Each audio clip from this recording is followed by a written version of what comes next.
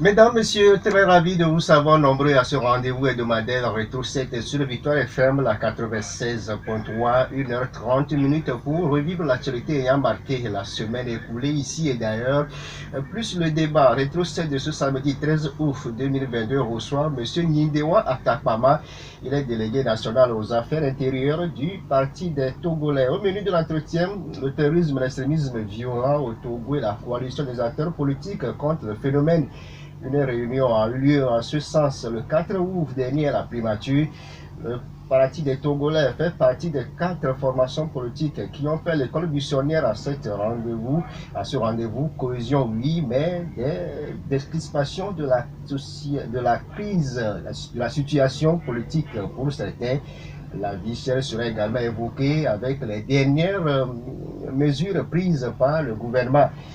Pour atténuer cette vie chère, on parlera du réajustement des frais de péage, la prorogation de 3 mois de non-paiement des tickets dans nos marchés, la jeunesse aussi qui était célébrée hier le 12 août 2022.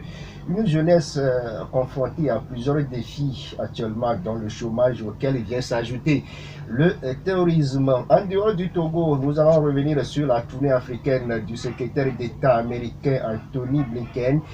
Pourquoi l'Afrique suscite tant d'intérêt aux yeux des grandes puissances mondiales, la Chine, la Russie, la France et les États-Unis, sans oublier la dissolution du FNDC en Guinée par le gouvernement de la transition dirigé par le colonel Mamadi Doumbouya. Au micro, je suis Gildas Sadiakoto, technique Alité Messan. Monsieur Nindewa Atapama, bonjour.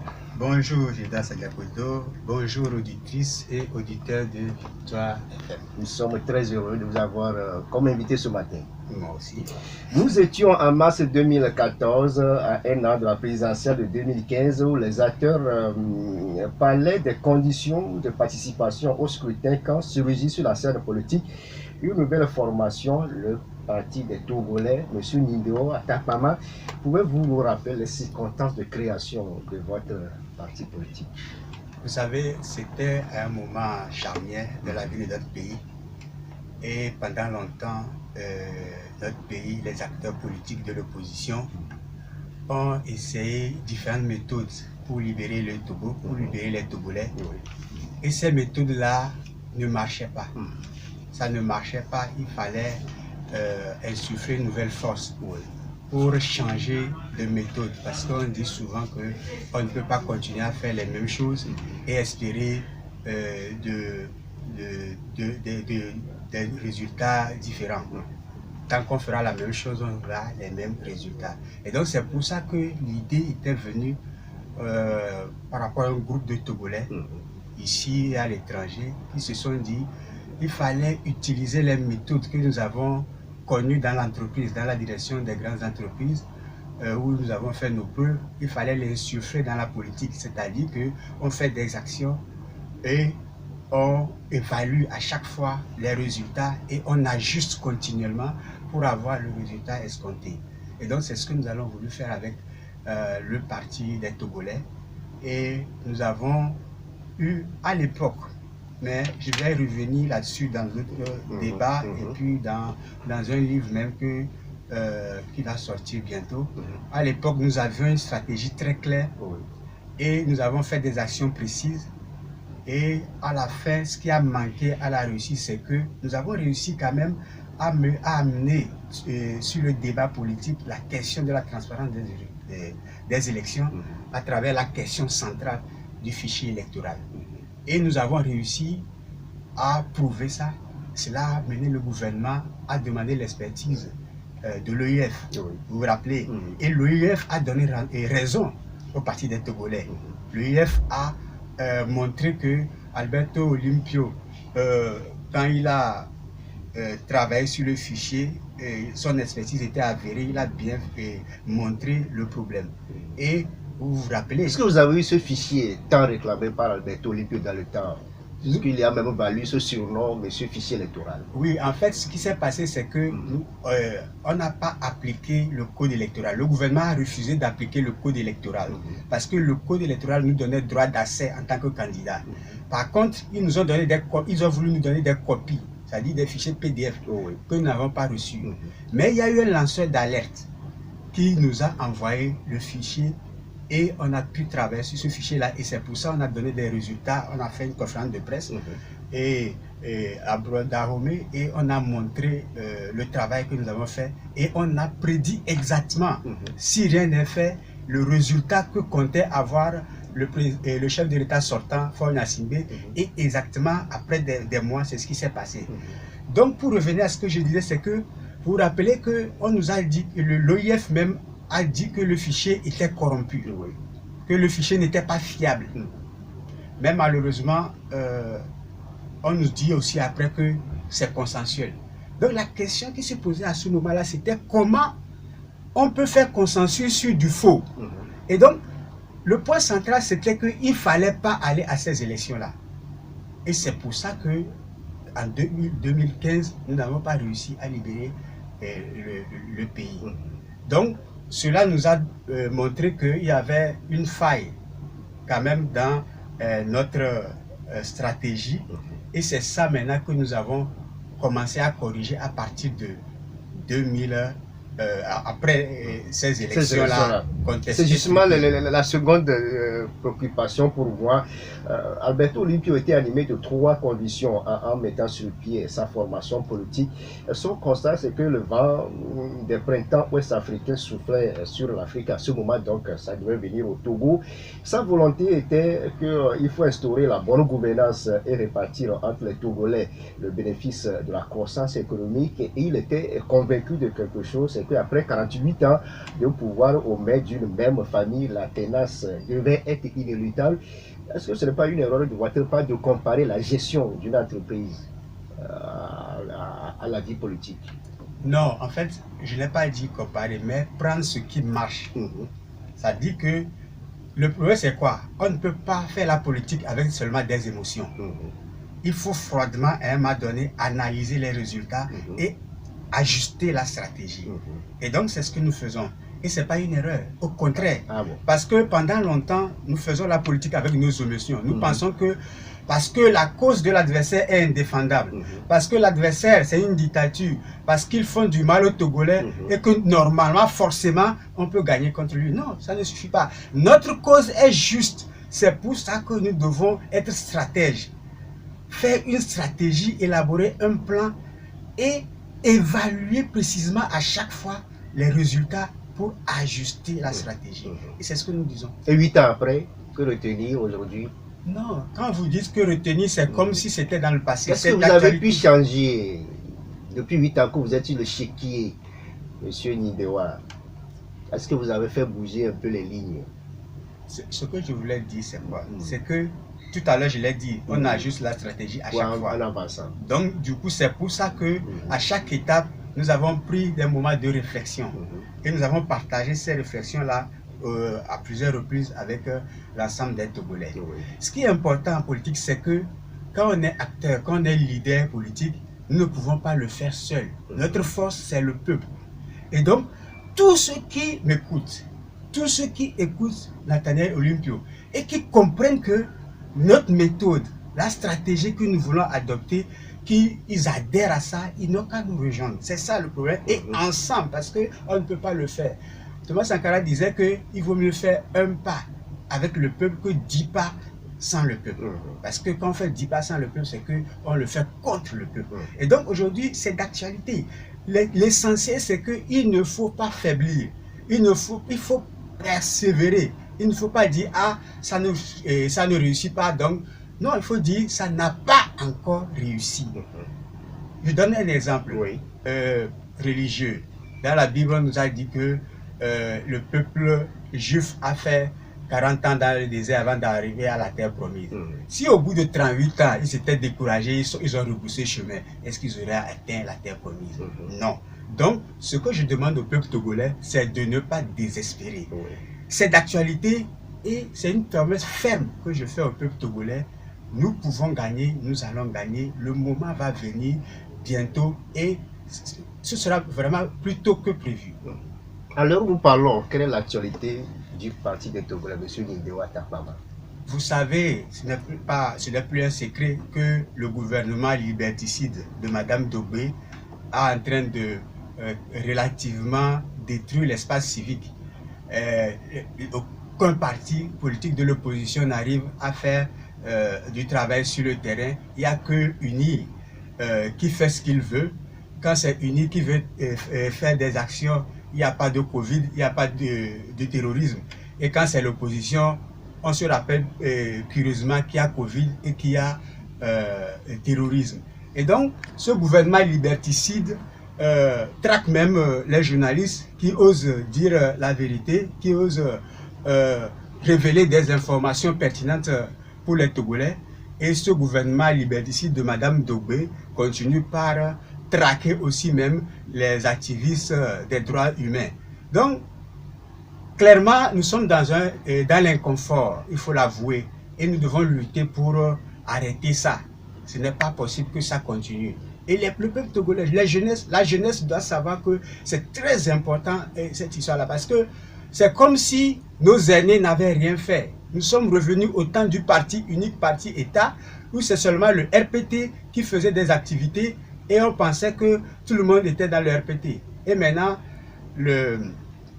l'héritier du RPT, qui est uni, quand je dis héritier, ce n'est pas même seulement un héritage politique, justement, mais c'est le RPT qui est devenu uni. C'est la même chose que... a été dissous.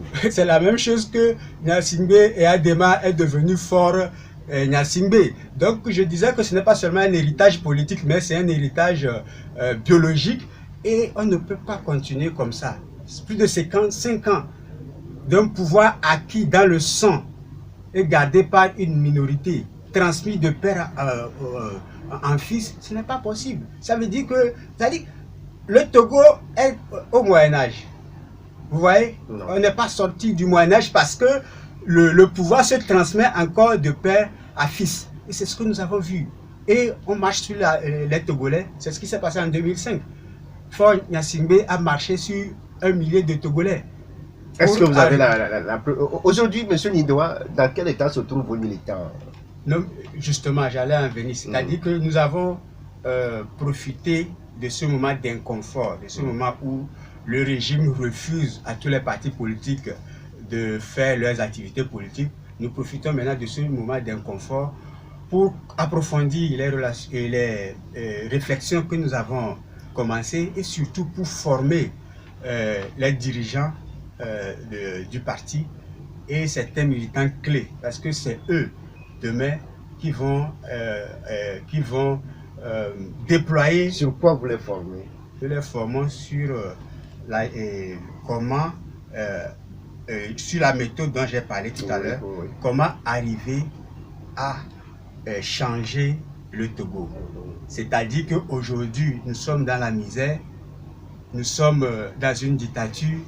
Comment on peut travailler dans la non-violence pour partir d'une dictature et arriver à une démocratie. Et c'est le fond même de nos formations. Vous comprenez? C'est le fond même, la base de notre formation. Comment partir de la dictature et arriver à la démocratie dans la non-violence. Il y a des stratégies qui existent, il y a des tactiques qui existent. Il faut montrer cela aux jeunes parce que c'est le réservoir de l'avenir, c'est-à-dire que c'est le réservoir d'un Togo prospère. Le constat aujourd'hui est clair, M. Nideo Atakpama, qu'au lendemain de la présidentielle 2020, plus de 2 ans après, l'opposition togolaise est dans un coma profond, est totalement tétanisée. On se demande aujourd'hui quelle stratégie pour revoir cette opposition. Je pense qu'il ne faut pas parler de l'opposition. Parce que ce qui se passe ici, ce n'est pas l'opposition contre le régime, contre le gouvernement. C'est dans une démocratie qu'on voit un gouvernement et l'opposition. Et du coup, normalement, le gouvernement dans une démocratie, c'est la majorité. Mais dans une dictature, c'est une minorité qui a pris le pouvoir en main par la force. Et donc, ça veut dire que c'est le régime contre le peuple. Et donc, ce que nous devons faire, c'est de donner les armes psychologiques, les armes médiatiques et les armes politiques au peuple pour se libérer lui-même. Donc, il faut oublier cette histoire parce que si Est-ce vous que prenez... vous pensez que ce peuple-là est encore prêt à vous accompagner, à être debout? Ce peuple est toujours debout quand on lui fait appel. Regardez notre histoire. En fait, quand j'entends que le peuple n'est pas prêt à se libérer, je suis contre. Ou certains, il est déçu de vos actions. Ça, c'est vrai. C'est normal. Il y a des erreurs que nous avons faites. Et c'est normal que les populations soient déçues. Je le comprends. Oui. Bien. Maintenant, à part ça, à part ce constat qui est clair, le peuple a toujours été debout. Regardez notre histoire. Après les élections truquées de 2010, qu'est-ce que nous avons entendu? On nous a dit, ah c'est fini, l'opposition dans le coma, rien ne va plus se passer. Et bim, 2013, nous avons Togo, cette grande révolution-là des jeunes. Rappelez-moi Sauvons le Togo. Le CST en ce moment-là. Voilà, collectif Sauvons le Togo. Et ça, avec la gigantesque manifestation de Décon en juin. Voilà. Après, il y a eu ces élections truquées de 2015. Qu'est-ce qu'on nous a sorti? Que c'est fini, c'est le coma profond de l'opposition, rien ne va plus se passer. Et bim, 2017, nous avons le PNP, Tchadam qui est revenu sur la scène. Donc comprenez que tant que cette dictature existera, il y aura forcément des Togolais qui vont se lever. Ne vous focalisez pas sur les acteurs d'aujourd'hui ou d'hier. Ce qui est important, et ça c'est ma foi, et c'est pour ça que je m'engage et je ne désespère pas. Je sais que tôt ou tard, si on continue la lutte, on va gagner. Le peuple va se libérer. Et moi, je rends grâce à ce peuple-là qui a fait tous les sacrifices qu'il faut. Je rends grâce et je remercie le peuple togolais et je leur donne une promesse ferme. Tant que nous continuerons, nous pouvons gagner. C'est une promesse ferme que moi, je fais aujourd'hui au peuple togolais. Une promesse que le peuple ne doit pas se désespérer. C'est le temps pour nous de revivre l'actualité qui a marqué cette semaine au Togo et c'est avec Hervé Essay. Une semaine après la tenue de la réunion à la primature sur le terrorisme et l'extrémisme violent, les FDR, Force démocratique pour la République, a fait le point de sa participation. Face à la presse mercredi, Maître Paul Dodji-Apevon et son équipe ont salué l'initiative du gouvernement, mais insistent sur la décrispation du climat politique, une amnistie générale pour les détenus politiques et exilés, la révision profonde des libertés fondamentales et la lutte contre la pauvreté. Maître Paul Dodji-Apevon, président national des FDR. Nous avons analysé la tête froide, sans parti pris, la situation qui est la nôtre aujourd'hui au Togo. Et c'est à partir de cette analyse-là que nous lançons au gouvernement ce que nous pensons être juste en ce moment-là pour recréer justement des conditions les meilleures pour aller à ce qu'il demande, c'est-à-dire la cohésion sociale, la cohésion nationale que le gouvernement nous prône, mais est une bonne chose. Et nous la soutenons. Nous sommes d'accord qu'il faut aller à une cohésion nationale. Nous sommes d'accord qu'il faut lutter ensemble contre le terrorisme. Ça, nous sommes radicalement d'accord là-dessus. Mais pour y arriver, qu'est-ce qu'on fait? Parler de cohésion nationale, il ne suffit pas de se lever un bon matin pour dire, ben, ok, il y a cohésion nationale, il y a cohésion sociale. Alors que ceux qui appellent à la cohésion sociale savent très bien qu'ils ont créé des conditions aujourd'hui de frustration qui n'appellent pas la cohésion nationale qu'ils prônent. Le tissu social aujourd'hui au Togo est totalement brisé. Chacun de son côté. Ils ont la force pour nous dominer. Ça, c'est vrai. Ils ont la force brute. Ils peuvent vous arrêter, ils peuvent vous mettre en prison. Mais les mêmes personnes que vous brutalisez de cette manière, n'allez pas leur parler de cohésion sociale. Promotion des langues nationales du Togo, l'association Coplan Coordination pour la promotion des langues nationales a renforcé les capacités des enseignants et alphabétiseurs de la langue nationale. C'est à la faveur d'un atelier de 3 jours ouvert mardi à Lomé. Les langues nationales meurent à petit feu, même les deux, Evé et Kabylie reconnus comme langue d'études dans les établissements scolaires. Neglo Kossi, coordonnateur de Coplan Togo. Nous avons constaté sur le terrain que nos langues nationales disparaissent. Dans les classes, lorsqu'on passe les cours dans ces langues étrangères, difficilement on constate une perception au niveau des enfants. Mais lorsque on traduit traduire la question en français là, en langue vernaculaire, vous allez voir la réaction dans la classe. Tous les enfants comprennent. Depuis qu'on a initié l'enseignement des langues nationales au Togo, qu'est-ce qui se fait? Jusqu'alors, rien. Nous sommes en train d'anticiper le programme du gouvernement. L'édition 2022 du prix de l'excellence Houanigan a dévoilé son verdict samedi à Lomé. Sur une dizaine de candidats, c'est l'honorable Esther Aïlé Gabiam qui a été couronnée Houanigan 2022. Elle a joué un important rôle aux côtés des populations de sa circonscription à travers des actions concrètes tant sur le plan éducatif que social et économique. Esther Gabiam. Être retenue au rang des femmes célèbres du Togo dans la 11e édition de la Nuit des Trésors dénommée Houanigan 2022. Je rends un hommage à toutes les femmes à travers ce prix. Je voudrais également demander à toutes les filles, à toutes mes sœurs, mes concitoyennes, de travailler, de s'engager dans la politique et d'entreprendre pour relever le défi du développement au Togo.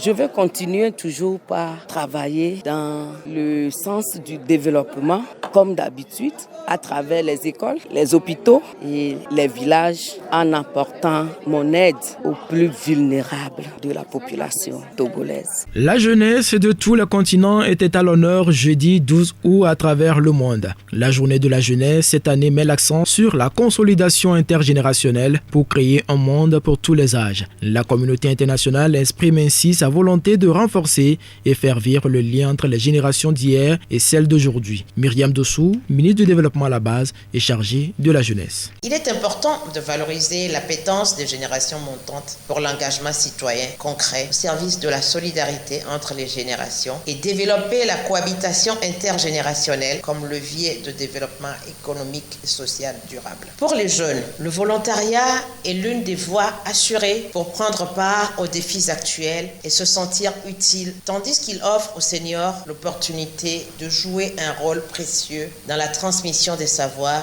tout en vieillissant de façon active, en apprenant de cette jeunesse qui les bouscule avec ses nouveaux codes. Chaque enfant a droit à un acte de naissance et se dit où l'importance de l'acte de naissance, mais également celui du mariage ou du décès, a été rappelée aux communautés. C'est une question qui touche tant aux droits humains qu'aux conditions de la démocratie et un développement durable. Merci à Hervé Essay qui nous a quand même planté, fait nous faire revivre l'actualité qui a marqué cette semaine dans notre pays, le Togo. Monsieur Lindewa, on évoque maintenant le gros sujet de cet entretien, le terrorisme. Le phénomène frappe le Togo depuis novembre 2021. Aujourd'hui, des solutions, des voies et moyens sont cherchés de gauche et à droite. D'abord, est-ce que vous êtes surpris de ces attaques-là qui touchent le Togo?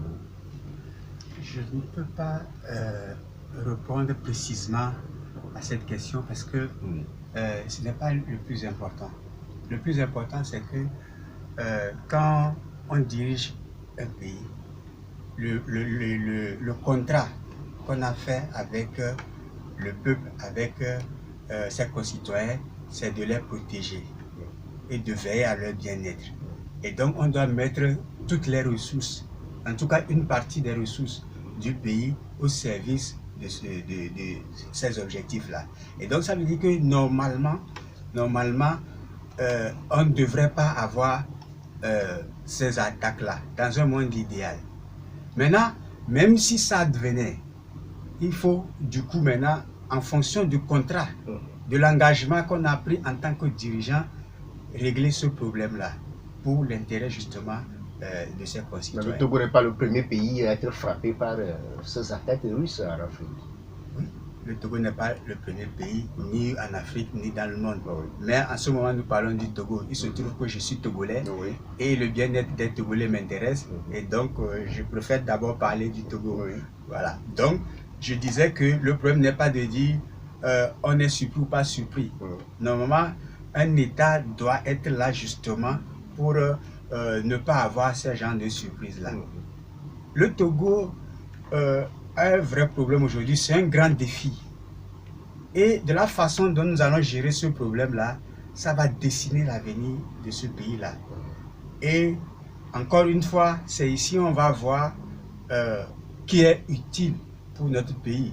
c'est encore une fois, est-ce que des gens peuvent rentrer dans l'histoire ou bien ils vont rester dans les oubliettes, ou bien quand on va se rappeler d'eux, on va aller uriner sur leur tombe et cracher sur leurs descendants. C'est aujourd'hui que ça dessine. Ça veut dire que si l'objectif d'un dirigeant, c'est à tout prix garder un pouvoir acquis dans le sang, ça ne peut pas rendre service à ce pays-là, il ne rentrera pas dans l'histoire. Mais si par contre, il y a un sursaut d'orgueil pour dire c'est le moment pour moi de rattraper ce qui s'est passé, c'est maintenant que je veux rentrer dans l'histoire par la grande porte, là, il n'est pas trop tard. Et là, je parle au chef de l'État et à son gouvernement. C'est pour ça que je dis qu'il n'est pas trop tard pour eux de rentrer dans l'histoire, parce que c'est un défi majeur pour eux. Et ça, ils peuvent en profiter pour changer la perception que les gens ont d'eux et pour changer la perception que la postérité auront d'eux. Et justement, comment vous voyez la gestion de cette situation par le pouvoir en place? On a l'impression que notre pays est en pilotage automatique. Quand il s'agit de répression, on a l'impression que l'État existe. Quand il s'agit d'emprisonner les gens, l'État existe. Mais quand il s'agit de faire face aux problèmes des Togolais, on a l'impression que c'est un pilotage automatique. On se cale sur l'actualité internationale. Et ici, là, on dit tel pays a donné ceci, tel pays a donné cela. Et on fait comme si le Togo était dirigé par l'international. C'est ce qui s'est passé avec le Covid, la gestion du Covid. Et c'est ce qui est en train aussi de se passer avec la gestion du terrorisme. Et c'est-à-dire que moi, je me pose toujours des questions parce que, d'abord, l'information est confuse sur ce qui... L'information est retenue. Il y a des éclaircissements à faire. Le gouvernement doit informer l'opinion parce que, en retenant les informations, ça n'aura pas service à cette lutte-là. Puisque, quand on voit tout ce qui se passe, vous avez dit tout à l'heure que le Togo n'est pas le premier pays. Et c'est même une chance pour le Togo parce que ça nous permet de voir comment ça s'est passé dans les autres pays et de ne pas répéter les erreurs que les autres ont fait dans les autres pays. Et nous savons que partout où on a fait une réponse militaire, ça n'a pas marché. Parce que c'est une lutte asymétrique. Donc, la réponse militaire ne peut pas marcher. Et quand vous prenez le Mali, au niveau de l'UEMOA, c'est une puissance militaire. Quand vous prenez le Burkina est une puissance militaire. Ils sont classés 31e ou 32e là, comme puissance africaine. Le Nigeria est la 4e puissance africaine, militaire, puissance militaire africaine. Et dans le classement, le Togo n'existe même pas. Le Togo n'existe même pas dans le classement. Et donc, quand vous faites le parallèle, ces puissances militaires africaines n'arrivent pas à régler ce problème-là de façon pérenne. Ces puissances-là sont déstabilisées. Et vous pensez sérieusement que nous, notre pays, notre armée, qui ne fait même pas partie du classement, peut arriver là où ils n'ont pas arrivé, peut avoir des résultats que ces puissances-là n'ont pas. Mais ce n'est pas pour autant de ne pas saluer les actions courageuses de cette armée-là face à l'ennemi invisible. Écoutez, je ne parle pas des individus, des militaires qui sont sur le terrain. Ils obéissent à des politiques. Ils sont sur le terrain, ils ne font pas les choses de leur côté. Au contraire, quand je dis qu'on ne doit pas faire ça, c'est pour eux que je le dis. Parce que c'est nos frères, c'est nos sœurs, c'est nos enfants qui meurent pour rien. Et je ne veux pas que mes enfants, mes petits frères, mes petites sœurs soient sacrifiés bêtement. C'est pour ça que je dis qu'on doit avoir une autre réponse. Donc, ce que je fais, je ne critique pas. Vous disiez signeusement qu'on devait les doter encore des matériels plus performants.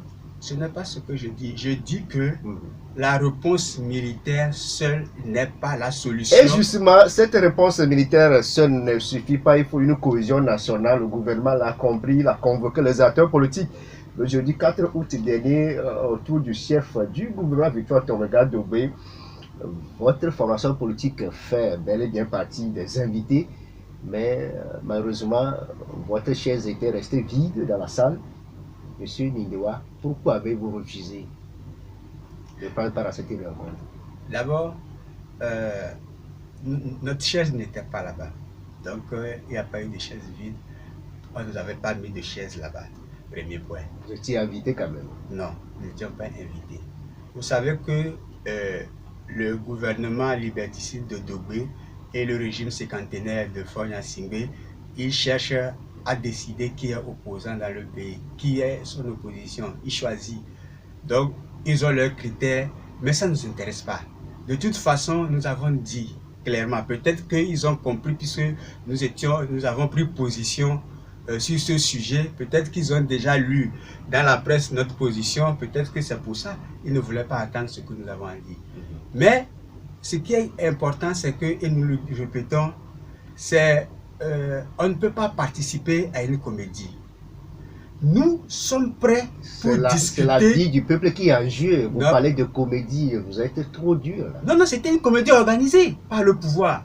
Parce qu'on fait semblant de consulter les leaders politiques de l'opposition. Quelle marge de manœuvre ceux qui sont allés là-bas ont dans la discussion.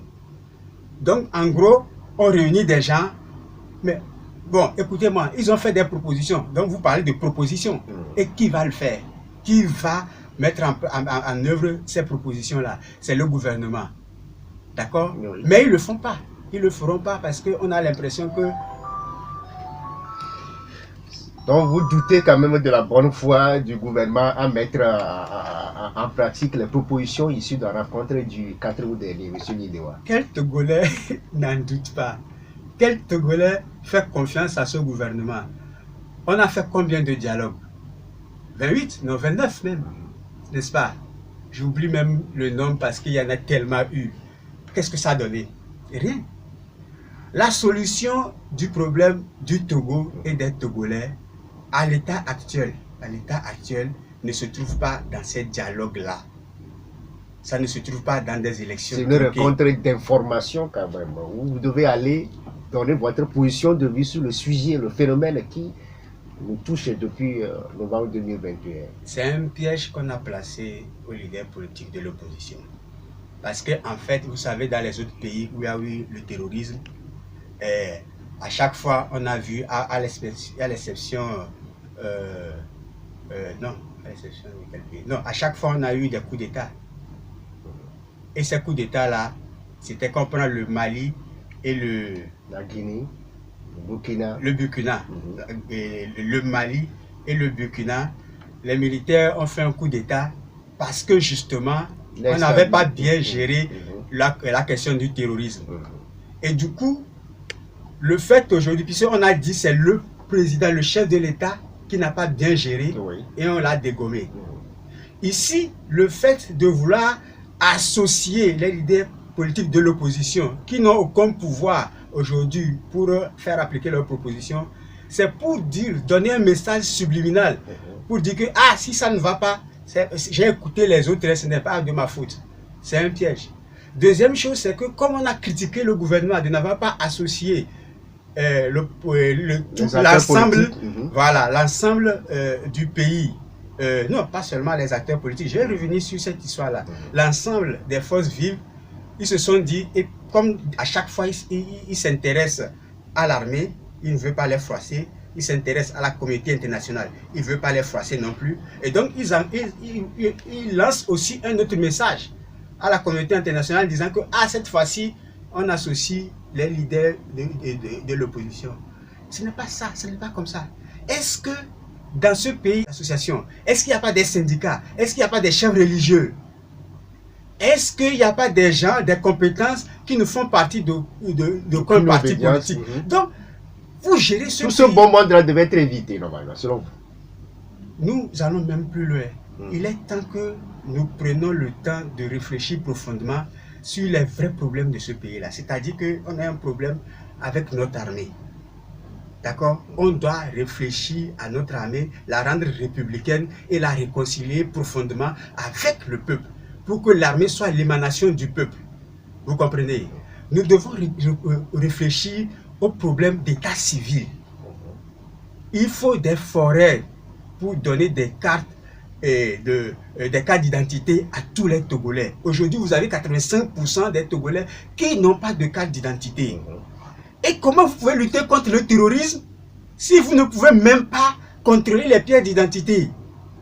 Et ça, depuis longtemps, nous disons ça, personne n'y répond. Et c'est dans cette réunion-là qu'on va répéter à Zor pour qu'il le fasse. Et donc c'est l'une des solutions que vous proposez. Oui. Troisième point, c'est très important, nous devons profondément réfléchir sur la question de la transhumance et des problèmes entre agriculteurs et éleveurs. On ramène la cohésion là-bas parce que c'est sur les problèmes là que vient se tisser le terrorisme. Ce que nous avons vu partout dans les autres pays où il y a eu terrorisme, c'est que c'est là où l'État fait défection que le terrorisme vient. Là où l'État n'existe pas. Quand je dis l'État n'existe pas, je ne dis pas qu'on n'a pas mis un poste de commissariat ou une caserne de gendarmerie. Vous voulez parler des infrastructures de développement. Infrastructures de base, c'est pas là, c'est ce qu'on attend de l'État. On attend de l'État des écoles, on attend de l'État des centres de santé. Vous comprenez? On attend de l'État des services. C'est pour ça que nous prenons des impôts. C'est pour ça que nous prenons des taxes. Vous comprenez? Donc, tant que l'État n'existe pas, comment vous voulez que nous continuions dans cette comédie-là? Il faut ramener l'État là où l'État n'existe pas et on va régler tous les problèmes. Mais dans le Nord aussi, où sévit le terrorisme, on a appris que l'État a pris quand même des décisions phares. On a vu que la région est aujourd'hui bien développée avec les fourrages, d'autres constructions. On a même changé le chef de l'opération Koundouaré. La région des savanes est sous état d'urgence sécuritaire. M. Nidoa, des actions aussi prises par le pouvoir pour faire quand même revivre la sécurité dans ce milieu-là. Ce qui m'intéresse, moi, c'est les résultats. Ce n'est pas les actions. Ce qui est important, c'est les résultats pour les populations. Vous avez dit qu'il y a maintenant le développement, mais ça m'a fait sourire, mais c'est tragique. Ce n'est pas normal de dire ce genre de choses. Vous savez que l'incidence de pauvreté dans les zones, dans la savane, des fois ça va jusqu'à 76%, comme dans la préfecture d'Oti Sud, 76%. Ça veut dire que non seulement les gens n'ont pas accès à l'eau, non seulement les gens n'ont pas accès aux services de base en matière de santé et d'éducation, mais en plus les gens ont faim. 20 à 25% des ménages en juin et juillet n'ont pas à manger. Il y a pénurie alimentaire, insécurité alimentaire. Ça dit que quand on prend 100 ménages, il y a 20 ou 25 ménages qui meurent de faim en juin et juillet parce qu'il y a soudure. Et vous pensez qu'on peut dire qu'on gère un État, qu'on est chef d'État et en être fier? C'est lamentable. Au-delà de ça, il y a certains qui ont pris part à cette rencontre. On a noté le cas de certaines formations politiques de la dynamique Monseigneur Opoudou, des FDL de Maître Paul Dodiapé. Bon, juste la rencontre, ils ont fait le point de leur participation à la presse. La dynamique parle d'instrumentalisation de la situation sécuritaire au Togo et une fuite en avant du pouvoir de Lomé pour les FDR. Cohésion nationale, oui, mais il faut une dissipation de la crise sociopolitique et aussi corriger les frustrations parce que pour Maître Paul Dodiapé, le tissu social est tellement en lambeaux. Est-ce que vous partagez ces différentes réactions? Bien sûr, qui ne peut pas les partager. Nous sommes d'accord sur beaucoup de choses avec nos collègues de l'opposition. Tout ce que nous disons, c'est que nous ne pouvons pas continuer à demander notre liberté.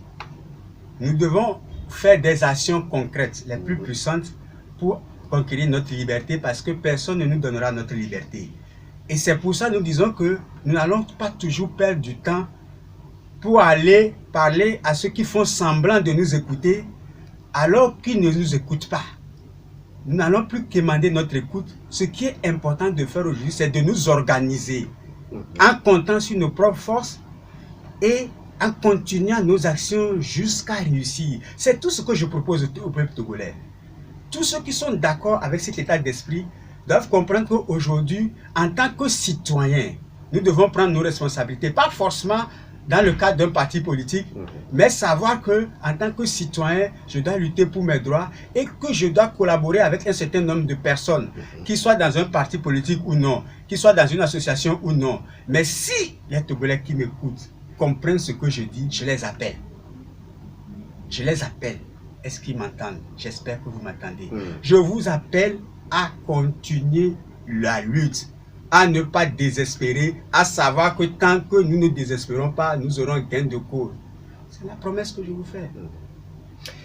Et c'est dans ce contexte que le Togo prépare les élections régionales l'année prochaine. C'est vrai que votre formation politique n'aime pas entendre parler des élections. Je ne sais pas si vous avez changé d'avis entre-temps. On a un nouveau code électoral, une nouvelle CENI qui est sur pied.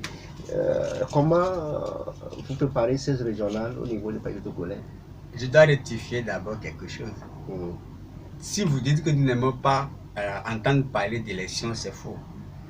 Nous disons juste que les élections, c'est un instrument de démocratie.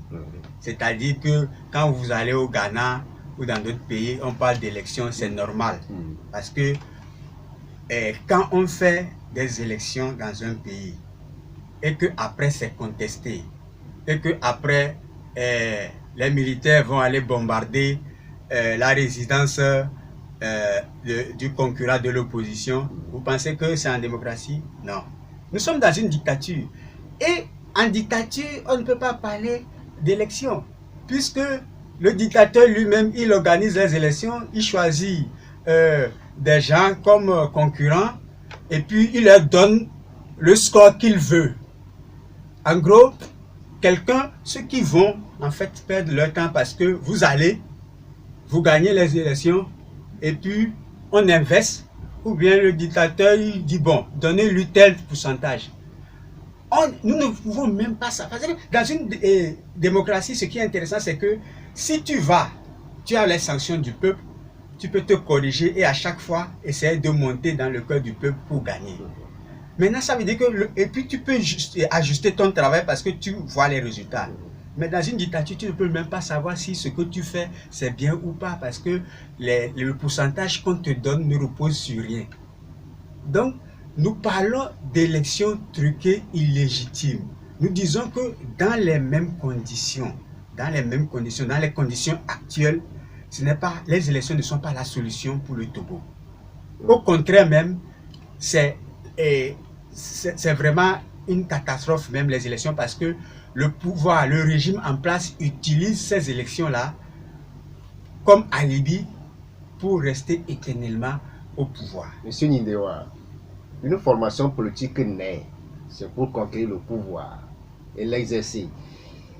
Votre parti est là, ça fait 8 ans. Comment comptez-vous diriger le Togo un jour si vous continuez par mettre des doutes sur les élections? Oui, justement. C'est-à-dire que d'abord, ce que je veux rectifier, c'est que souvent les gens le disent, mais conquérir le pouvoir n'est pas le but, l'objectif. Souvent les gens disent qu'un parti politique, c'est conquérir. Non. Conquérir le pouvoir, c'est un moyen pour servir l'objectif qui est de... Vous voulez faire carrière dans l'opposition, vous, Paris de Gaulle, seul? J'ai l'impression que vous ne comprenez pas ce que je dis. Je vous comprends. Parce que vous avez l'impression de dire que la seule condition pour conquérir le pouvoir et l'exercer, c'est de passer par les élections. Alors que c'est faux. Dans un pays démocratique, merci, dans un pays démocratique. Maintenant, pourquoi nous organisons les élections? Maintenant, est-ce que le Togo est un pays démocratique? Bien sûr. Ah bon? Oui. On a les institutions en place. On n'a pas des hommes politiques en prison parce qu'ils ont manifesté. Dans une démocratie, est-ce qu'on peut emprisonner des gens parce qu'ils ont manifesté? Dans une démocratie, on peut empêcher des acteurs politiques de faire des meetings. Dans une démocratie, on peut emprisonner un homme politique parce qu'il a parlé à la radio. Il faut me contredire si je mens. S'il vous plaît, vous êtes journaliste, ne parlez pas à la place du régime. Faites votre travail. Je ne passe pas à la place. Non, ne dites pas. Je parle au nom du peuple. Est-ce que les Togolais se disent en démocratie? On les empêche de manifester. Quand ils sortent, on les met en prison. Vous pensez que c'est le fonctionnement réel d'une démocratie? Bon, la dernière fois, aux élections passées, pourquoi le candidat de l'opposition qui s'est proclamé gagnant est en exil? Dans une démocratie, on va en exil pour ça? Pourquoi on a fait des violences dans sa maison? Est-ce que c'est l'institution qui proclame les élections, bien c'est chaque candidat qui se proclame vainqueur? Un candidat peut donner des estimations, d'accord? Maintenant, est-ce que dans une démocratie, quand l'institution qui proclame les résultats proclame autre chose, est-ce qu'on va bombarder le siège d'un parti ou bien est-ce qu'on va aller bombarder sa maison, faire violence à sa famille? Faire violence à sa famille, c'est une démocratie ça? Si c'est une démocratie, moi je n'en veux pas de cette démocratie-là. La démocratie, c'est qu'on a la liberté d'expression. On ne peut pas être emprisonné pour ses opinions. On ne peut pas vous faire des misères économiques. Vous obligez à fermer vos entreprises parce que vous n'êtes pas du pouvoir en place. Parce que vous n'êtes pas dans le parti du pouvoir en place. On va faire pression sur des gens, des potentiels clients pour qu'ils n'achètent pas chez vous. Dans une démocratie, ça se fait? Non, le Togo n'est pas une démocratie. C'est pour ça que pour conquérir le pouvoir, nous devons oublier pour le moment les élections. Il y a d'autres stratégies, il y a d'autres tactiques que nous devons poursuivre. Et c'est exactement ce que les mères fondatrices et les pères fondateurs qui ont lutté pour l'indépendance du drapeau de notre pays ont fait. Pendant 10 ans, les gens ne le savent pas, il y a eu plusieurs élections entre 46 et 56. Il y en a eu plusieurs. Ils les ont boycottés pour se préparer justement à prendre l'indépendance par autre chose que par les élections truquées. Et qu'est-ce qu'ils ont fait? Ils ont compris que le cœur, c'est-à-dire que le Togo avait une particularité et que le cœur de la lutte devait se concentrer à l'ONU. Parce que le Togo n'était pas une colonie comme les autres, le Togo était sous mandat de l'ONU et que les Togolais avaient le droit de faire des pétitions. C'est pour ça, au lieu de perdre leur temps au niveau des élections truquées où ils ne vont jamais gagner, parce que les élections truquées ont commencé pendant la colonisation. Vous comprenez? Au lieu de perdre leur temps là-bas, ils ont mis toutes leurs forces à l'ONU en ce moment-là. Donc, je ne dis pas qu'aujourd'hui, il faut mettre notre force là-bas. Je dis juste qu'à chaque époque, il y a le cœur, une stratégie à mener où on doit mettre l'accent sur ça et oublier les autres stratégies en attendant. Et c'est ce que nous proposons aux Togolais. Donc, c'est ce que vous proposez au niveau de votre formation politique. Nous disons pourquoi que ces élections-là ne vous disent rien? Les régionales prochaines. Non, ce sera encore une mascarade. Ce sera encore une mascarade. C'est-à-dire que c'est le pouvoir en place qui va désigner les gens. Vous êtes pessimiste, M. Nindewa. Mais j'ai l'impression que vous n'avez pas compris mes arguments. Mais j'espère que les Togolais qui m'écoutent écoutent bien mes arguments parce que vos questions, j'ai l'impression que vous ne prenez pas en compte mes arguments. Non. Parce que comment vous voulez que... Je suis réaliste, je ne suis pas pessimiste. C'est-à-dire que depuis Depuis les années 90 qu'on a commencé à faire des élections. Vous avez vu que c'est la même chose qui se répète. Le régime en place n'a gagné aucune élection au Togo, jamais. Si on vous dit que ce régime a une fois gagné une élection, n'y croyez pas. Ça ne s'est jamais passé. Ils le savent. C'est pour ça qu'ils font tout ça. Je les prends, même c'est un défi. S'ils savent que j'ai tort, qu'ils organisent une fois des élections transparentes, on va voir. Ils n'ont jamais gagné d'élection. Ils le savent très bien. Toutes les élections, ils les ont perdues. Et vous voulez... Même dans les camps militaires, ils ont perdu les élections. Et vous laissez aussi, chaque fois, vous parlez de vol depuis 30 ans. Vous aussi, vous êtes sur la même place, vous parlez de vol. Chaque fois, vous volez sur le même endroit aussi. C'est là où j'ai reconnu tout à l'heure que nous avons fait beaucoup d'erreurs. Et justement, nous ne devons pas continuer à faire ces erreurs-là. Nous devons le même disque. Non, pas le même disque. C'est-à-dire que tant que nous faisons les mêmes erreurs, nous ne pouvons plus nous plaindre. C'est pour ça que nous devons tirer leurs leçons. Et tout ce dont j'ai parlé tout à l'heure, de ne pas compter sur les élections, d'accord, de ne pas compter sur les dialogues illusoires, ça fait partie des leçons à tirer. Tant que nous n'allons pas tirer ces élections et que nous allons continuer pas participer à ces élections que nous savons truquer d'avance. Par exemple, en 2015, les fichiers, nous avons reconnu que c'était corrompu, que c'était non fiable. Mais on a fait consensus autour. Donc, en gros, on va à un dialogue pour faire consensus autour de quelque chose qui est faux. Comment on peut le faire? Je ne peux pas le faire. C'est la même chose. Je ne peux pas aller à une réunion en sachant qu'ils font semblant de faire une réunion, de nous consulter et que ça ne va rien donner et je vais continuer à le faire. Donc, la stratégie de base, c'est que nous devons apprendre de nos erreurs. Ce n'est pas grave ce qui s'est passé puisque on a fait des erreurs, on est tombé, mais relevons-nous. apprenons de nos erreurs maintenant, ne refaisons plus les mêmes erreurs. Et vous partagez ces arguments avec vos amis de l'opposition, M. Nindewa? J'ai dit tout à l'heure et je le répète pour ceux qui m'écoutent. Oubliez les questions d'opposition, de régime, de pouvoir. Ce n'est pas une histoire de convaincre nos amis. Parce que si quelqu'un a une lecture d'une situation, ce n'est pas un problème. Ce que nous disons, ce n'est pas pour les attaquer. Parce que dans un pays, il faut arriver à convaincre beaucoup de monde pour travailler ensemble. D'accord? Ce n'est pas forcément une histoire de leader politique de l'opposition ou militant des partis politiques de l'opposition. C'est une histoire de citoyens. Est-ce que moi, personnellement, ce qui se passe me touche? Est-ce que si le régime change, ma vie va changer? Il faut donner espoir aux gens. Ce pays ne donne pas, ce régime-là ne donne pas espoir aux jeunes. C'est pour ça que les jeunes préfèrent s'endetter et aller mourir dans la Méditerranée. Notre invité, M. Nindewa Atafama, délégué national aux affaires intérieures du Parti des Togolais, c'est lui notre invité ce samedi 13 août 2022 dans l'émission Retro 7 sur Victoire FM 96.3, également suivi sur le bouquet canal au numéro 576 et un tour sur notre page Facebook. Nous allons à présent évoquer la jeunesse qui est célébrée hier 12 août partout dans le monde et au Togo. Cette journée n'a pas été oubliée, elle a été aussi célébrée autour du thème « Il faut développer des relations intergénérationnelles avec les personnes âgées ». Monsieur Nindewa, d'abord, quelle place occupe cette jeunesse-là dans votre formation politique? En fait, vous savez, j'ai l'habitude de rigoler parce que, à part le président, moi je suis le plus vieux des équipes et souvent j'en rigole puisque ailleurs, moi on me désigne de jeune alors que pour moi je fais partie des seniors du parti. C'est pour dire que c'est vraiment une formation de jeunes cadres et c'est un peu ça notre fierté aussi.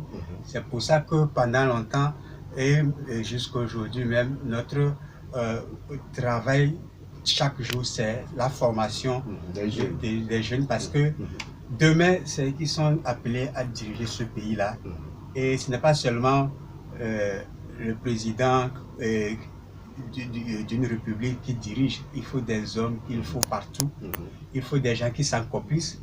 Il y a des jeunes aussi chez nous qui viennent apprendre ce que nous faisons, pas forcément pour s'engager en politique, mais pour mettre ça dans le cadre d'associations. C'est aussi pour développer l'esprit d'entreprise, pour créer des richesses. En fait, c'est pour ça, il faut comprendre que tout ce que nous faisons, l'objectif final, c'est le bonheur des Togolais. Tout ce que nous voulons, c'est de pouvoir donner les armes à cette jeunesse-là pour créer de la richesse et vivre dignement. C'est ce qui est important. C'est ce qui est important. La jeunesse africaine et celle togolaise en particulier, c'est vrai que le problème est le même, l'emploi des jeunes, le chômage auquel vient se greffer aujourd'hui le terrorisme. Comment vous voyez la jeunesse togolaise? La jeunesse togolaise, je veux plutôt leur donner un message. Le message, c'est que la première condition de réussite, c'est d'avoir confiance en soi, de compter sur soi-même. On peut avoir des aides un peu partout, mais il ne faut pas rester dans l'expectative d'attendre des aides. La première condition, c'est de savoir que si je m'engage résolument, je vais arriver à quelque chose, dans ma vie personnelle ou avec les autres, ou dans la vie collective. Donc, d'abord, c'est important.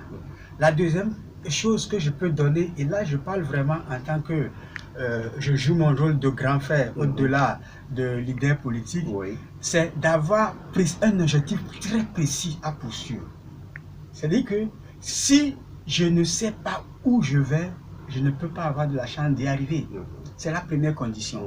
Savoir précisément où nous voulons aller. Définir l'objectif précis. Définir un objectif précis et maintenant faire un plan. Un plan pour y arriver. C'est-à-dire que savoir que c'est pas seulement j'ai défini l'objectif et j'attends à la maison que le résultat vienne me retrouver, que par chance quelqu'un vienne me sortir de ma misère. Non. définir précisément les actions que je pourrais. Dans un premier temps, il ne faut pas se laisser abattre en disant « Ah, il faut faire ci, mais je n'ai pas d'argent, il faut faire... » Non, dans un premier temps, définissez les objectifs intermédiaires, les actions que je dois mener pour arriver à là. Quand vous arrivez à faire ça, sachez que vous avez abattu le gros du travail. Oui. Maintenant, mettez-vous en action. Et quand je vous dis mettez-vous en action, c'est qu'il faut apprendre à gérer les frustrations. Les déceptions. Voilà. Je vais appeler plutôt ça frustration. C'est-à-dire que il faut savoir que on va vous dire plusieurs fois non. Il faut l'accepter d'abord, que vous aurez plusieurs fois non. Et donc, ce n'est pas la peine que quand j'ai reçu non une fois, je vous dis ah, ça ne va pas. Non. Fini. Accepter non. Il faut même attendre le non. Et maintenant, en fonction de ce non-là, redéfinir votre stratégie. Oui. Avec la question, c'est que comment je fais pour avoir le oui? Et s'il faut affronter 12 non, affrontez-les jusqu'au bout. Il ne faut pas abandonner. Il ne faut pas abandonner. Okay. Et vous verrez que tôt ou tard, vous allez arriver à... Par rapport à l'État, on a mis des projets en place en faveur de cette jeunesse-là. On nous parlera aujourd'hui du développement de l'entrepreneuriat. La ministre du Développement à la base a parlé aussi du volontariat qui constitue un véritable creuset pour cette jeunesse-là de s'exprimer, d'acquérir des compétences. Comment analysez-vous ces différents projets mis par l'État en place au profit de cette jeunesse de Ouellet? C'est de la poudre aux yeux. C'est de la poudre aux yeux. On fait semblant de faire des choses pour dire que, regardez, toutes ces agences-là qu'on a créées, est-ce qu'un jour, on nous a fait des comptes rendus détaillés? Après, on peut prendre, souvent même, quand vous regardez bien, vous creusez, vous voyez que les gens qu'on montre que, soi-disant, ils ont réussi dans l'entrepreneuriat, c'est de la poudre aux yeux.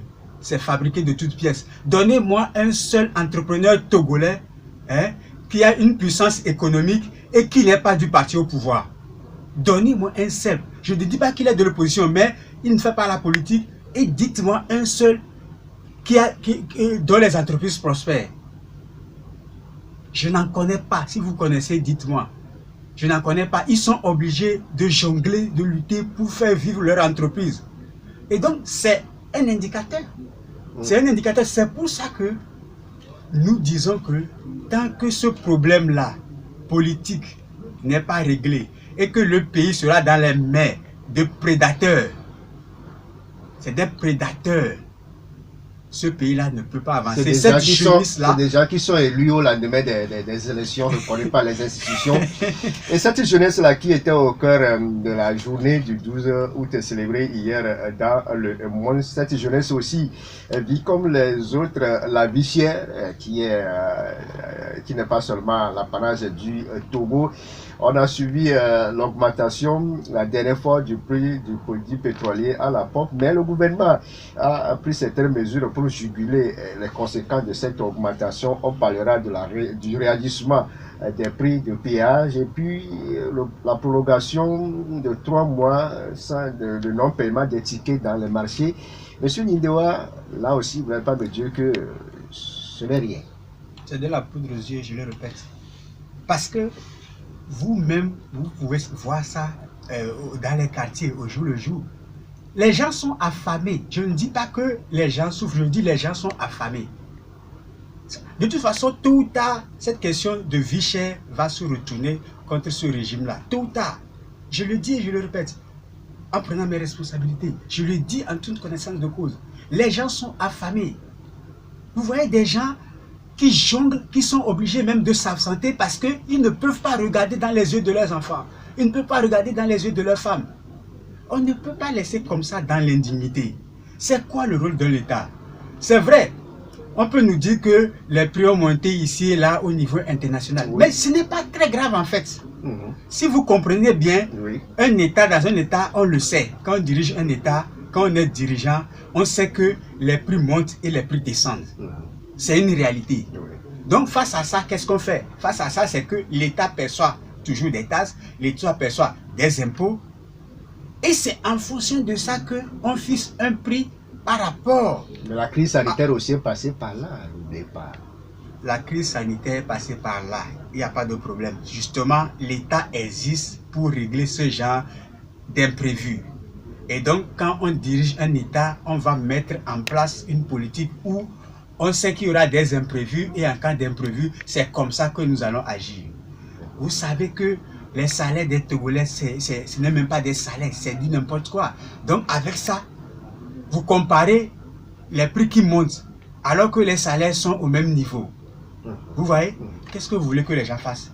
Qu'est-ce qu'on doit faire concrètement? Justement, le rôle de l'État, c'est de subventionner. Je rétrocède de ce samedi 13 août 2022 qui reçoit pour vous M. Nindewa Takpama, délégué national aux affaires intérieures du Parti des Togolais. Nous étions en train d'évoquer la vie chère au Togo avec des mesures prises par le gouvernement pour faire face à cette vie chère. On parlera du réajustement des frais de péage et puis la prorogation de 3 mois de non-paiement des tickets dans nos marchés, des mesures prises par le gouvernement dans notre pays. Monsieur Nindewa, c'est vrai que la situation n'est pas seulement togolaise, cette question de vie chère et chaque État s'organise à sa manière pour faire face à cette vie chère-là. Qu'est-ce que nous devons faire? Quelle est la proposition, la porte de solution du Parti togolais face à ce phénomène de la vie chère? Non, c'est relativement simple. Vous savez que l'état du pays est reflété par les pratiques. Dans ce pays, quand même, vous avez vu, un de vos confrères avait fait une enquête pour montrer qu'il y a un problème de détournement de l'ordre de 500 milliards au niveau des produits pétroliers. On l'a mis en prison. Et quelques mois après, il y a eu même l'État même, un service même de l'État, l'inspection, qui a confirmé ce problème-là, mais nous n'avons pas récupéré l'argent là. La personne n'est pas inquiétée, c'est seulement que ceux qui ont dénoncé qui sont inquiétés. Ouais?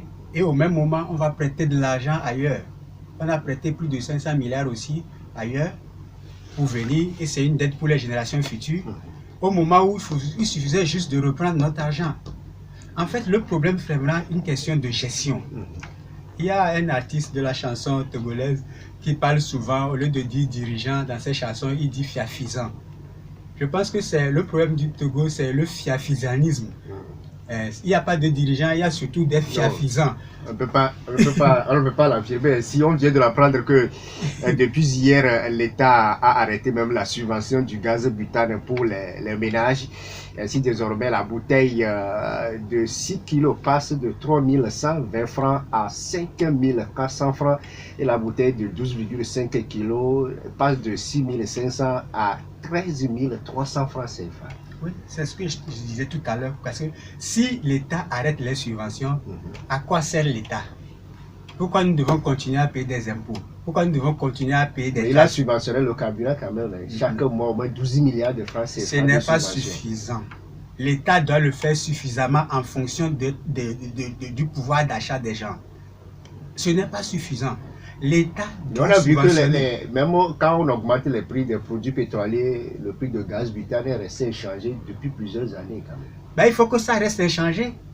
Parce qu'ils disent que c'est inchangé depuis plusieurs années, c'est pour ça qu'on augmente. Pourquoi au même moment les salaires c'est inchangé depuis plusieurs années, c'est toujours la même chose?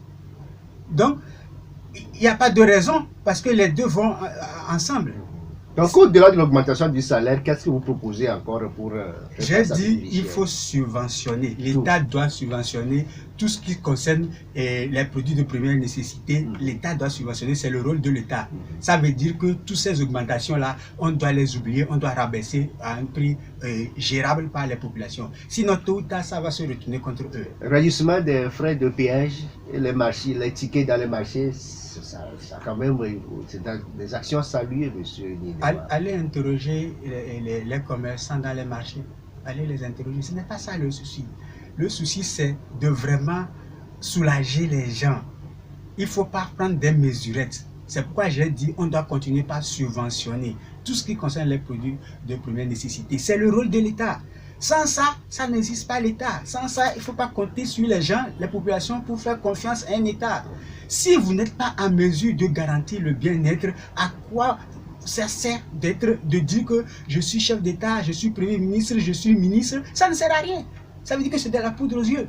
Parce que vous êtes payé pour ça. Donc, si vous ne pouvez pas le faire, ce n'est pas obligé. Laissez tomber. Des gens capables peuvent le faire. On va entamer la dernière partie de cette édition, c'est l'actualité internationale. Une actualité résumée ici par nous, par Anani Kofi Vidrakou. La tournée du chef de la diplomatie américaine, la situation en Guinée et les élections au Kenya. Le Front national pour la défense de la Constitution FNDC a été dissous lundi par le CNRD, dirigé par la junte au pouvoir en Guinée-Conakry. Dissolution rejetée par les leaders du FNDC pour qui le mouvement est né avant le CNRD et continuera d'exister après la junte. Dans la foulée, le collectif annonce une mobilisation pour mercredi prochain. Ceci pour faire du point de départ un redressement de la transition. Le secrétaire d'État américain Anthony Blinken a effectué cette semaine une tournée dans 3 pays africains, à savoir l'Afrique du Sud, la RDC et le Rwanda. Il s'est entretenu avec les chefs d'État respectifs de ces 3 pays sur des sujets d'intérêt commun, notamment les questions de paix et de sécurité entre la RDC et le Rwanda, puis des partenariats pour les défis de l'heure en Afrique. Anthony Blinken, secrétaire d'État américain. Mon voyage, ce n'est pas un engagement américain en Afrique à cause d'un autre pays, mais au contraire, parce que l'avenir du monde sera défini de façon très importante en Afrique. Et donc, ce que nous faisons ici, c'est que nous établissons des partenariats, nous essayons de travailler en commun sur les défis qui ont un vrai impact sur la vie de nos concitoyens, que ce soit le défi du Covid, que ce soit le climat, que ce soit l'impact des nouvelles technologies sur la vie de nos citoyens. Et donc, pour nous, ce n'est pas du tout une question d'imposer un choix, mais d'offrir le choix pour les pays en Afrique. Et nous avons un agenda très positif pour cet avenir. J'ai eu l'occasion d'élaborer un peu notre stratégie pour l'Afrique. Les Kenyans étaient appelés aux urnes mardi pour élire leur nouveau président, mais aussi leurs élus locaux, députés, gouverneurs et sénateurs. Pour ce qui est de la présidentielle, ils étaient 4 candidats en liste, dont les 2 principaux sont William Ruto, vice-président du sortant Uhuru Kenyatta, et l'opposant historique Raila Odinga, soutenu de son côté par Uhuru Kenyatta. Selon certains observateurs, les votes se sont déroulés dans le calme malgré quelques incidents et dysfonctionnements. Les résultats provisoires sont attendus en début de la semaine prochaine. Merci à Anani Kofi Vidrakou qui nous a fait revivre l'actualité sur le continent. Monsieur Nindewa, on a vu aujourd'hui l'Afrique constitue un point d'attraction pour les grandes puissances, la Russie, la Chine, les États-Unis, la France. La semaine dernière, on a vu le chef de la diplomatie américaine qui a visité 3 pays. On parle de l'Afrique du Sud, de la RDC et du Rwanda. Deuxième déplacement en moins d'1 an. Washington qui espère contrer les avancées de Moscou et de Pékin sur le continent. Quels sont les enjeux selon vous de cette attraction des grandes puissances de l'Afrique? Non, c'est basé sur la lecture du monde. Vous savez, dans 30, 50 ans, la majorité de la population humaine sera en Afrique. Et donc les dirigeants de ces pays-là, eux, ils sont soucieux de l'avenir de leur nation, de leur continent. Et leur problème n'est pas de garder indéfiniment le pouvoir. Et ils anticipent déjà l'avenir du monde. Ils savent que le cœur de l'humanité sera en Afrique dans 30-50 ans. Est-ce que nous sommes un terrain vierge? Non, ce n'est pas le problème de terrain vierge. C'est-à-dire, justement, c'est parce que ce n'est pas un terrain vierge qu'ils anticipent, puisque l'humanité humaine, vous savez, les grands géographes souvent disent qu'il n'y a de richesse que d'hommes. Et aujourd'hui, ça va se sentir, mais c'est en fonction de comment nous, la jeune génération, doit se préparer activement pour gérer ce défi-là, parce que c'est un défi immense où se joue l'avenir de l'Afrique. Les autres anticipent déjà et nous n'anticipons pas, nous ne faisons rien. C'est pour ça qu'il est urgent que nous réglions le problème interne dans nos pays, faire partie les dictateurs pour que des gens compétents viennent pour gérer la voie vers ce défi-là, pour mieux gérer ce défi continental.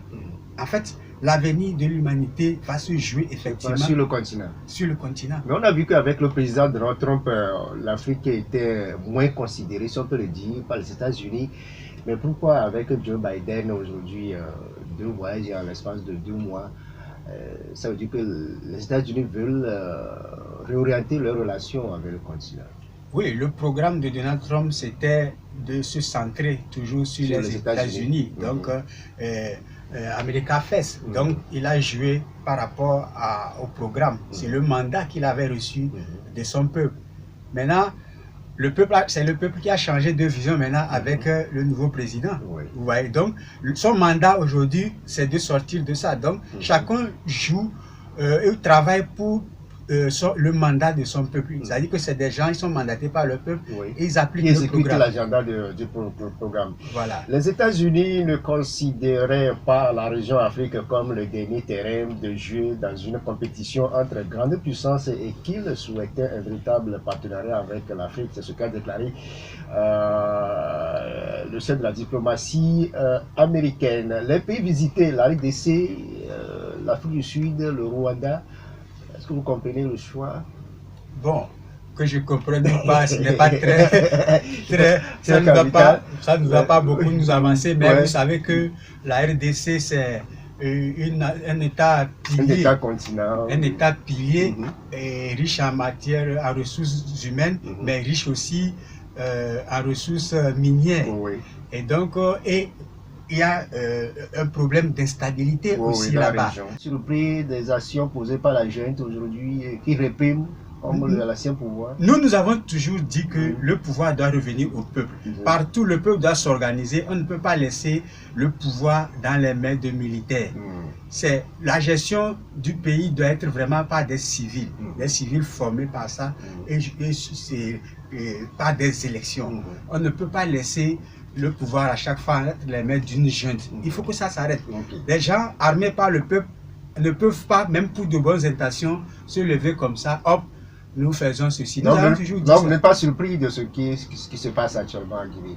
Je ne peux pas dire ça, on ne peut pas souhaiter le malheur. On espère toujours que malgré ce qui se passe, ça ira mieux. Donc on espère que finalement ils vont comprendre et laisser le pouvoir aux civils. Donc pour revenir à la tournée des États-Unis, ce que je retiens aussi et qu'il faut à tout prix aussi qu'on garde ça en tête, c'est que les États-Unis disent qu'ils ne peuvent pas contrer le terrorisme de manière militaire seulement, mais il faut des moyens non militaires. Et donc on parle de subventions. Mais il y a une question centrale que nous devons poser, c'est que est-ce que les subventions dont ils parlent, est-ce que c'est de donner des millions de dollars aux dictateurs pour qu'ils fassent semblant de faire des programmes sociaux, ou bien c'est à la jeunesse qui combat justement ces dictatures-là qu'on va aider par des programmes ciblés? Ça, c'est une question intéressante. Ils doivent vraiment les États-Unis ont quand même ces programmes-là pour la jeunesse. On parle de Yali qui réunit des années des jeunes leaders du continent aux États-Unis. Merci beaucoup à vous, M. Nindewa Tapama, délégué national aux affaires intérieures du Parti togolais, d'être passé dans cette émission. Merci, et merci aux auditrices et aux éditeurs de Victor FM pour m'avoir prêté leurs oreilles. Merci beaucoup à vous, Haïté Mensa, qui a assuré la mise en onde. C'est fini pour cette émission. Amjoy était sur la page Facebook de la radio. Merci aussi à RVC, à Dani Kofi Bigirakou et toute la rédaction qui m'ont aidé à préparer, à présenter cette émission. Prochain rendez-vous de Retro 7, c'est samedi prochain. Ce sera avec le maître de séance, M. Dela Agbo. Bon week-end à toutes et à tous.